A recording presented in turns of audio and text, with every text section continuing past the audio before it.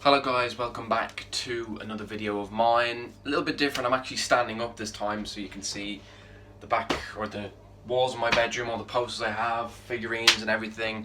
I just thought it might be a little bit different to do the video kind of standing up because I have a new kind of stand for my phone and I can raise it up quite high.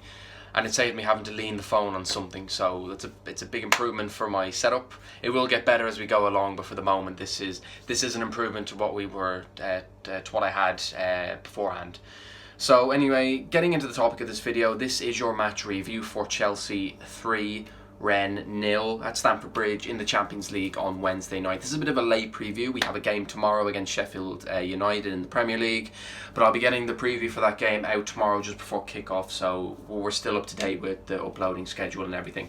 So talking about the game on Wednesday, it was a comfortable win, a good win, good 3 points needed. We're in a good position in the group, but the performance was okay at best. It wasn't, particularly, inspiring. It wasn't a particularly great watch, but we got the job done, and that was the most important thing. We now are on 7 points from 9 in the group, alongside Sevilla, and Rennes and Krasnodar are both on 1 point each. So both us and Sevilla are in a very healthy position going into the next round of fixtures, and the next round of fixtures is Rennes away, and if I'm not mistaken, if we do win out in France, I think we will be through and into the knockout stages. So we're in a good position, and we should be getting out the group with the position that we're in now.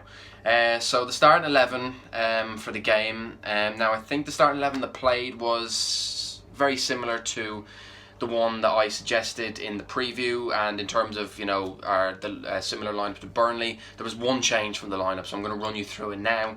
So in goal was Mendy. The defence was Reece James at right back, two centre backs of Thiago Silva and Kurt Zouma, and left back was Ben Chilwell. Moving into the midfield, so it was a 4-3-3 formation again, which is what I wanted to see. The deep lying role was Kante. Moving further forward. Sorry, no, because I'll go into it now. I wanted Havertz to play, and Havertz played against Burnley in the Premier League game a couple of days beforehand. But we found out just before the game that Kai Havertz has tested positive for COVID-19. So he was, withdrawn from the squad and won't play any part tomorrow as well. But he should be okay after the international break, and I wish him a speedy recovery and hope that he can get back in the team as soon as possible. So Jorginho replaced Kai Havertz. So Jorginho sat in the deeper kind of regista role with Kante and Mason Mount further ahead of him. And then the front three was Hakim Ziyech on the right, Timo Werner up front, and Pulisic was injured as well. Ziyech on the right, Werner on the left, and Tammy Abraham up front. So it was, as I said, one change from the team played against Burnley, so I didn't have any complaints about the lineup. And the first 10 minutes, we started quite well, and we got a penalty after 10 minutes. Timo Werner taken out by the Rennes defender.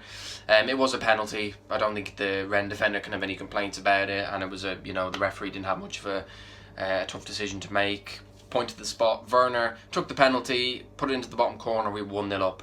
Now the second goal is where there was a little bit of controversy. It was another penalty for us.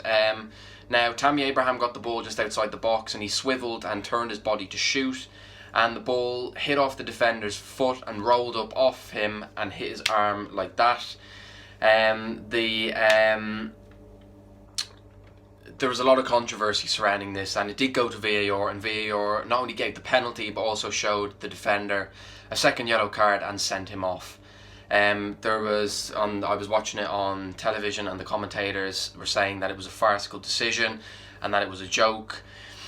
I can see their point. I do think the handball rule needs to be changed, because in the current game, if it hits your hand in any shape or form, no matter whether it's intentional or not, and if it's a million miles away from you or right up against you, it's a penalty, which I completely disagree with. But in this instance, I do completely understand that it was a harsh decision, and I can see why it wouldn't be given as a penalty. But if we look at it, you know, in another perspective, he did have his arms up like that. He did have his arms in an unnatural position, and a penalty, in my opinion, was probably the correct decision, although I could see why it wasn't given a penalty. And I do think the yellow card was very harsh. I don't think he deserved to be sent off, but, you know, that's just the way football is at the moment, and the rules do need to be changed. But we were given the penalty. Werner again stood up to take it, absolutely no problems. 2-0. I was kind of comfortable at that stage. Once we went 2-0 up, and once we had the extra man, you know, it became a lot easier for us to take control of the game and dictate the tempo. And then we went 3-0 up in the second half when Tammy Abraham got on the score sheet with a with a goal made from Chelsea, with Reece James getting the assist and Abraham finishing it off. After that, cruise control, and we sorted the game and won 3-0. Now, I only realised during the game that you're allowed to make 5 substitutes in the Champions League. I thought it was 3 the way it is in the Premier League. They obviously haven't changed it from after the return of football from the first lockdown. So there were still 5 substitutes in the Champions League, and the 5 substitutes that we brought Callum Hudson-Odoi on, we brought Giroud on, we brought Emerson on, we brought Kovacic on, and we brought who else did we bring on? Oh my god, the last substitute will come to me in a minute. But, you know, there was a couple of substitution decisions there that I agree with the players that came on, but I don't agree with the players that necessarily came off. I would have liked to see Werner come off, because he's played almost every game for us this season, and with the game secured, and with the game on Saturday with such a tight turnaround, we could have done with him being taken off and given a rest. So a bit disappointed to see him stay on the pitch. And yeah, but other than that, I mean, it was a comfortable evening. It was a game that we were expecting to win and should have won, and we did, thankfully, and we can, you know, move on. Another clean sheet, which is very, very good. We seem to be getting on a roll of that, and we seem to be gradually finding that balance between defensive solidity and good attacking play in terms of creating chances and scoring goals. And so hopefully we can bring that into not only the Sheffield United game tomorrow, but also the rest of the season that is to come. So yeah, I think that's all for this video, guys. If you did enjoy it, please drop it a like, subscribe if you're new around here or you enjoy the content. Sheffield United preview will be out tomorrow afternoon just before kickoff, and then the review will follow with that. But before I want to end off this video, I just wanted to say that because there's an international break coming up now after the game tomorrow, I will be doing a lot more non-football related content and more general content in terms of, you know, current events, stuff like that. Just talking point videos that I'll be doing with the international break coming up, so do stay tuned for that. And yeah, as I said, I will see you for the Sheffield United preview tomorrow. So see you then, guys, and take care.